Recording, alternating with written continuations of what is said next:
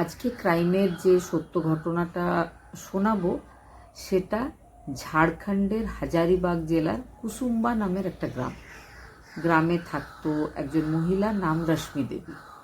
তার হাজবেন্ড মজদুরের কাজ করতো মুম্বাইতে থেকে, আর মহিলা গ্রামে নিজের 3 ছেলে মেয়েকে নিয়ে থাকতো।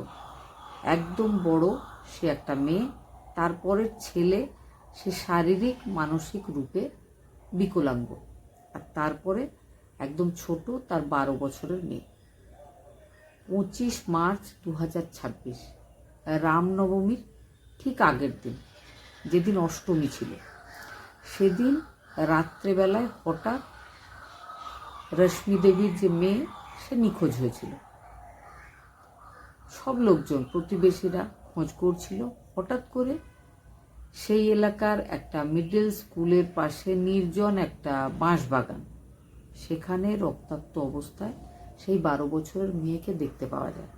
শরীরে একটাও জামা কাপড় নেই, সারা গায়ে রক্ত লেগে আছে।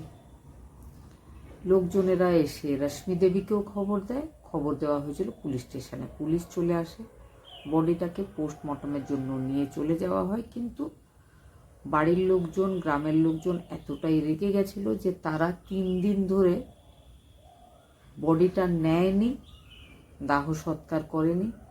আশেপাশের এরিয়ার লোকজন, স্কুলের বাচ্চারা সবাই ধর্ণা প্রদর্শন শুরু করেছিল। নেতা মন্ত্রীরাও পুলিশকে বলছিল যে এই ঘটনার পেছনে কে রয়েছে সেটা বের করতেই হবে। প্রাথমিকভাবে ওই বাচ্চা মেয়েটাকে ওই নির্জন জায়গায় জামা কাপড় ছাড়া রক্তাক্ত অবস্থায় পড়ে থাকতে দেখে সবাই গ্যাং রেপের মতো একটা ঘটনায় অনুমান করেছিল। পোস্টমর্টম রিপোর্ট এসেছিল।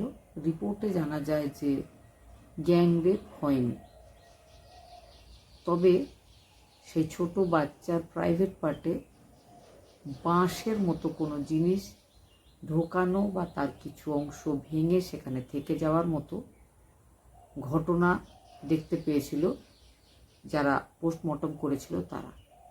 এবার জনগণ আরও রেগে যায়। সবাই হাজারিবাগের এই ঘটনাটাকে দিল্লির সেই নির্ভয়া কাণ্ডের সাথে তুলনাও দিয়েছিল। এবার পুলিশ খুঁজছে, কিন্তু পুলিশ কোথাও থেকে কোনো ক্লু খুঁজে পাচ্ছে না। গ্রামের ব্যাপার, তেমন সিসিটিভিও ছিল না। কিন্তু গ্রামের বাইরে, যেখানে বাইরে থেকে লোকজন ঢুকবে এমন একটা এরিয়াতে কোনো দোকানে সিসিটিভি ছিল।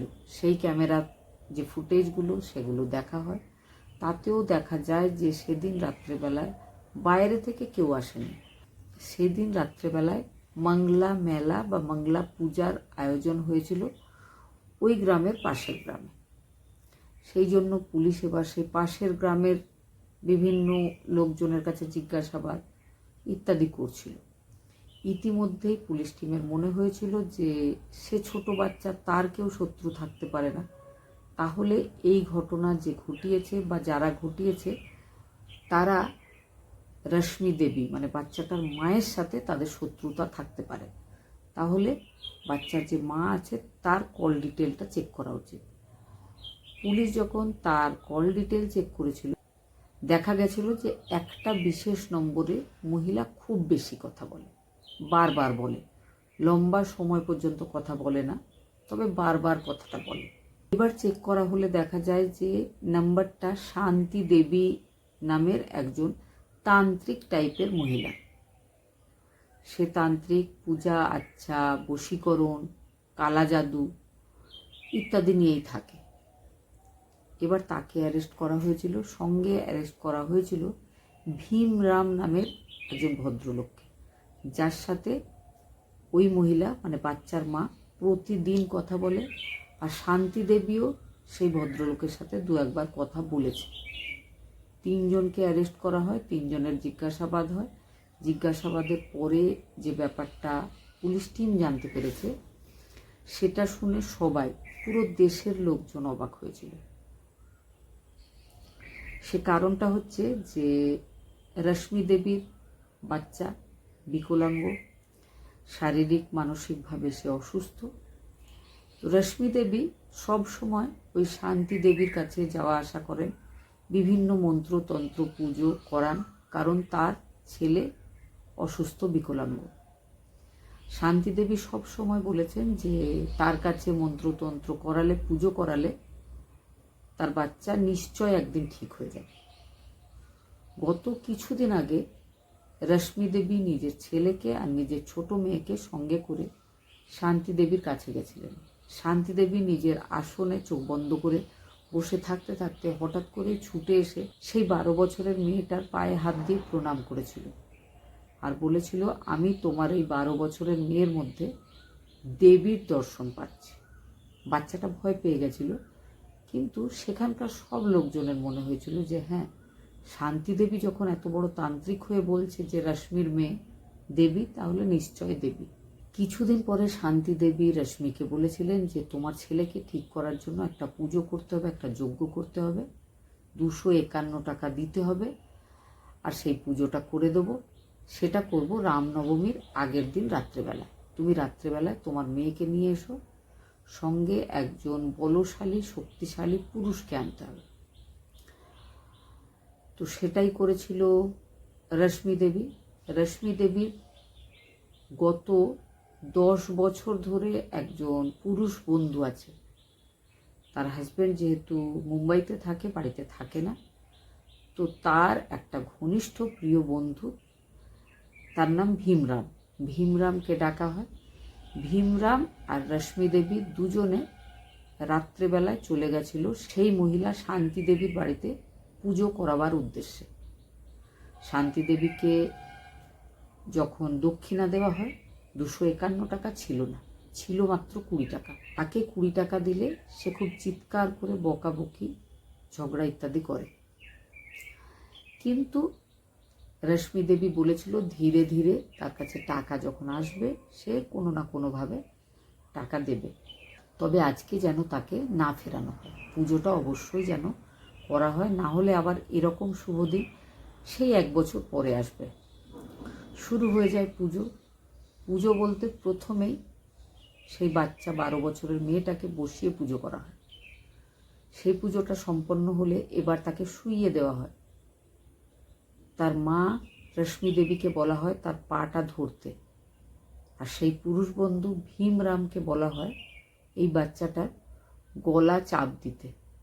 গলা চাপ দিলে যখন এই বাচ্চাটার প্রাণ বেরিয়ে যাবে, যেহেতু এ একজন দেবী, এর প্রাণটা বেরিয়ে সোজা সেই বিকলাঙ্গ ভাইয়ের শরীরের মধ্যে প্রবেশ করবে।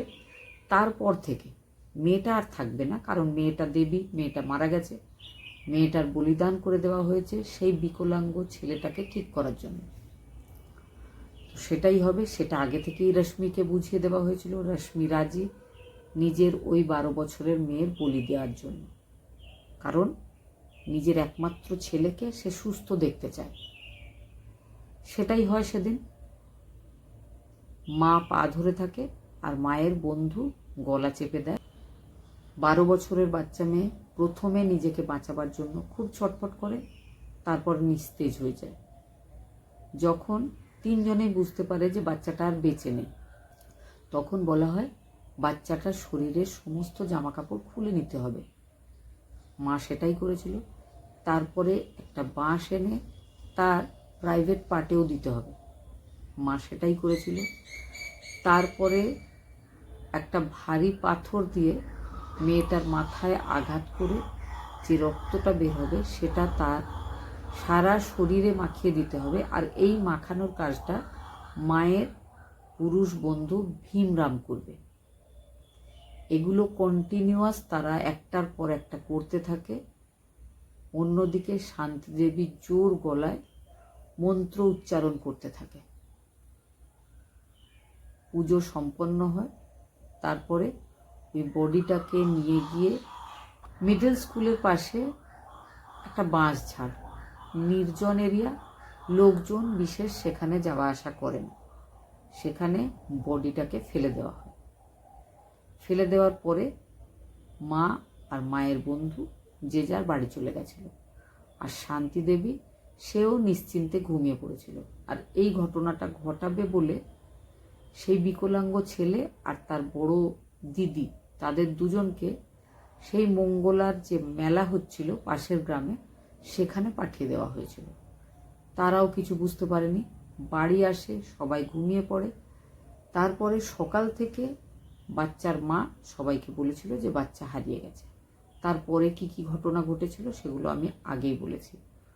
বর্তমানে 3 জন অপরাধী পুলিশ কাস্টাডিতে রয়েছে, তাদের জিজ্ঞাসাবাদ চলছে। কিন্তু জিজ্ঞাসাবাদে আরও একটা নতুন ব্যাপার সামনে এসেছিল যে ভীমরামের যে বড় বৌদি ছিল, ভীমরাম কিন্তু একসময় তাকেও মার্ডার করেছিল। আরও একজন তাদের প্রতিবেশী তাকেও মার্ডার করেছিল। তবে এই পর্যন্ত এই দুখানা মার্ডারের ব্যাপারে গ্রামের কেউ জানতো না, এমনকি তার উপর কেউ সন্দেহও করেনি। বর্তমানে 3টে মার্ডারের দায় কাঁধে নিয়ে ভীমরাম পুলিশ কাস্টাডিতে রয়েছে। এই ঘটনাটা শোনানোর পর একটা কথাই বলবো, এখনো আমাদের দেশের লোকজনেদের মধ্যে অন্ধবিশ্বাস আর পুত্রপ্রেম এতটাই তীব্র যে সেই জন্য নিজের 12 বছরের মেয়েকে শেষ করে ফেলতে একজন মা একটুও পিছিয়ে যায় না, দুবার ভাবে না। ঘটনাটা শোনার পর কি মনে হয়েছে অবশ্যই কমেন্ট করে জানাবেন। খুব ভালো থাকবেন, সুস্থ থাকার চেষ্টা করবেন।